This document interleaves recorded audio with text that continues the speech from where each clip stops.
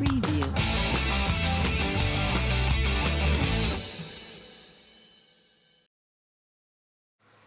Halo teman-teman semua, kembali lagi ke podcast Batik. Jadi di podcast kali ini kita ngedatangin tamu nih, yaitu seorang wirausahawan muda, bisa disebut gitu ya.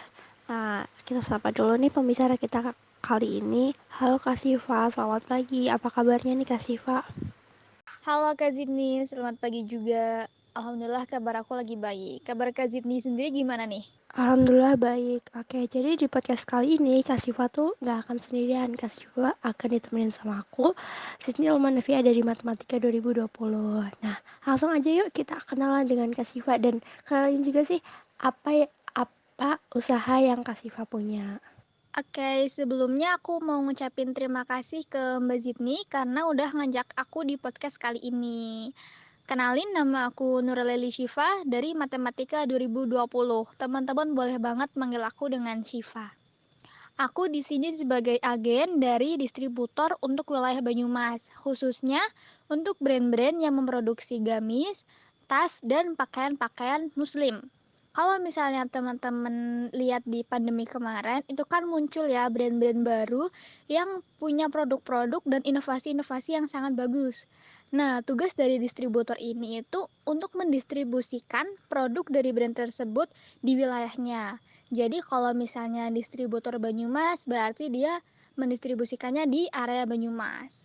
Nah, di bawahnya distributor ini ada yang namanya agen. Nah, aku bekerja sebagai agen tersebut. Gitu Mbak Jini. Wah, keren banget Kak Siva. Nah, terus kan Kak Siva nih sebagai agen. Awal mula Kak Siva jadi agen tuh gimana sih? Aku gabung 2 atau 3 tahun lalu. Waktu itu aku mikir bahwa bidang ini tuh cukup menjanjikan gitu, peluangnya gede. Karena emang pada saat itu kan kita susah ya buat keluar rumah, terus juga dibatesin biar nggak berkerumun gitu. Nah, kenapa nggak kita alihkan aja belanja tas, belanja gamis, belanja kerudung yang tadinya ke tokonya langsung secara offline gitu menjadi online lewat HP aja. Akhirnya dengan pemikiran seperti itu, aku gabung jadi member. Status awalnya masih member. Di situ mulai jualan tuh, jualan kerudung gitu. Setelah berapa lama orderannya mulai banyak, aku upgrade jadi reseller. Nah, di reseller ada beberapa orang yang gabung ke aku, jadi member-membernya aku. Berarti kan kalau misalnya semakin banyak member tuh semakin banyak pasarnya gitu kan ya. Semakin banyak orderannya. Akhirnya setelah beberapa lama orderannya mulai banyak lagi, aku upgrade ke agen gitu. Wah, panjang juga ya Kak perjalanannya untuk jadi agen. Kalau bedanya reseller sama agen itu apa sih Kak? Kan kalau agen pasti kan posisinya lebih tinggi kan dari reseller. Nah, aku rada kepo sih bedanya tuh apa. Selain itu, jangkauan agen lebih luas daripada jangkauan reseller. Kalau misalnya reseller itu kan cuma membawahi member dan langsung ke konsumen gitu kan. Nah, kalau agen itu punya reseller, kemudian resellernya punya member, membernya punya konsumen. Berarti konsumen dari agen tuh lebih banyak daripada konsumen dari reseller gitu sih kurang lebih. Bedanya agen sama reseller. Kayak yang tadi Mbak Zini bilang, kalau posisi agen tuh lebih tinggi daripada posisi reseller. Di sini tuh sistemnya semakin tinggi posisi kamu, semakin tinggi juga, semakin gede juga diskon yang kamu dapetin, dan semakin gede juga jumlah minimal pembelanjaan tiap bulannya. Misalnya nih, brand A ngeluarin produk baru, dia launching produk nih. Ketentuannya untuk member diskonnya 10% dari harga penjualan, untuk reseller diskonnya 20% dari harga penjualan, untuk agen diskonnya 30% dari harga penjualan gitu. Nah, untuk jumlah minimal pembelanjaannya itu ditetapkan oleh masing-masing distributor dan nilainya berbeda-beda terus selalu berubah.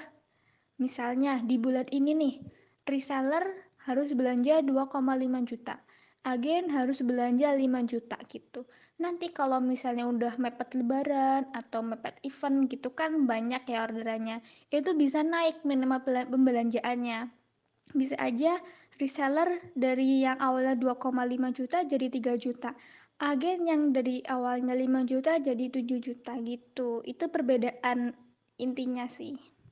Wah, perbedaan agen sama reseller lumayan banyak ya. Nah, dan yang dari aku tangkap tadi, keuntungan jadi agen banyak banget nih. Boleh dijelasin nggak sih Kak, selain bisa dapat konsumen lebih banyak, apa aja sih keuntungan yang Kak Siva dapat selama jadi agen? Keuntungan jadi agennya, yang pasti cuannya banyak sih. Tapi nih, kalau misalnya nggak dilihat dari sisi materi, aku ngerasa belajar banyak banget hal baru dan juga nambah pengalaman. Kayak belajar buat nge-manage uang, nge-manage waktu gitu. Terus nih, ketika aku jadi member, konsumen-konsumen aku kan masih orang-orang sekitar. Tapi ketika udah naik jadi agen, konsumen aku tuh udah semakin luas gitu kan. Ada yang dari luar pulau, bahkan beberapa kali ada yang dari Singapura, ada yang dari Taiwan gitu. Di situ aku belajar, aku dapat pengalaman gimana cara making barang ke luar negeri. Itu sih. Kayaknya masih banyak sih keuntungan yang lain, cuma aku nggak sadar kalau itu aku dapetin setelah jadi agen gitu. Wow, keuntungannya sangat luar biasa ya. Selain dapat cuan, dapat juga pengalaman buat making sampai ke luar negeri. Gila, itu kayak udah go internasional nggak sih? Nah, kan pasti selama jalanin usaha nggak selalu mulus-mulus aja kan ya Kak. Nah, ada nggak sih hal-hal yang jadi hambatan selama Kak Siva jalanin usahanya? Sebenarnya agak berlebihan ya kalau dibilang go internasional, itu cuma lagi kebetulan aja dapat customer dari daerah situ gitu. Dan untuk kesulitannya sendiri, hambatannya gitu, karena ini sistemnya PO ya, jadi kan ada masa PO, masa produksi dan ready. Kadang tuh ada customer yang pas masa PO, beliau mintanya warna kuning gitu. Tiba-tiba pas pertengahan produksi, beliau minta ganti warna. Nah, ini kadang bikin susah, bikin bingung gitu. Selain itu, walaupun ini di bidang online gitu, tapi aku nyatanya kan masih manual. Kadang kalau kurang teliti gitu, misalnya harusnya produk A order 2 gitu, tapi aku ordernya malah 3 atau 4. Nah itu kadang bikin susah buat nutupnya gitu. Masih ada ya hambatan yang ditemuin selama jalanin usahanya. Terus gimana sih cara Kak Siva ngehadapin hambatan-hambatan itu? Kalau untuk ganti ukuran, ganti warna, dan lain-lain itu kan emang nggak bisa ya. Jadi tiap orderan yang masuk itu kan disetorin ke pusat. Nah di pusat kalau misalnya udah masuk proses produksi, itu nggak bisa diganti-ganti lagi datanya. Nah, untuk ngurangin kejadian kayak gitu, biasanya sebelum close PO aku mesti tanyain lagi, ini udah fix mau pesen ini, ukurannya ini, warna ini gitu. Tapi kalau misalnya tiba-tiba kejadian kayak gitu, em, aku nggak bisa bantu buat ganti gitu karena emang dari awal udah aku tanyain dan udah fix gitu. Kalau buat untuk kesalahan order sih, aku mencoba untuk tetap ini ya teliti gitu setiap orderan yang masuk, setiap apa pencatatannya tuh harus jelas gitu. Oke, itu kan cara-cara kamu buat ngatasin hambatannya. Terus habis itu ada nggak sih cara kamu konsisten buat jalanin usahanya kamu? Dan ini pertanyaan terakhir juga sih sekalian. Ada nggak sih pesan buat teman-teman yang mau mulai usaha, apa yang harus mereka lakuin gitu buat mulai usahanya? Ini kan sistemnya target ya, jadi ada minimal pembelanjaannya. Kalau misalnya nggak memenuhin, bulan depan bakal diturunin ke tingkat bawahnya. Misalnya nih, aku agen. Kalau misalnya bulan ini aku nggak menuhin minimal pembelanjaan, bulan depan aku turun jadi reseller. Nah, setiap kali aku mau males-malesan atau mau kayak, udah capek gitu, aku pasti mikir gini, kalau misalnya aku turun jadi reseller dan aku punya reseller, berarti aku nggak dapat bonus dari apa yang aku jual gitu. Aku nggak dapat keuntungan sama sekali gitu. Jadi aku selalu mikirnya kayak gitu sih.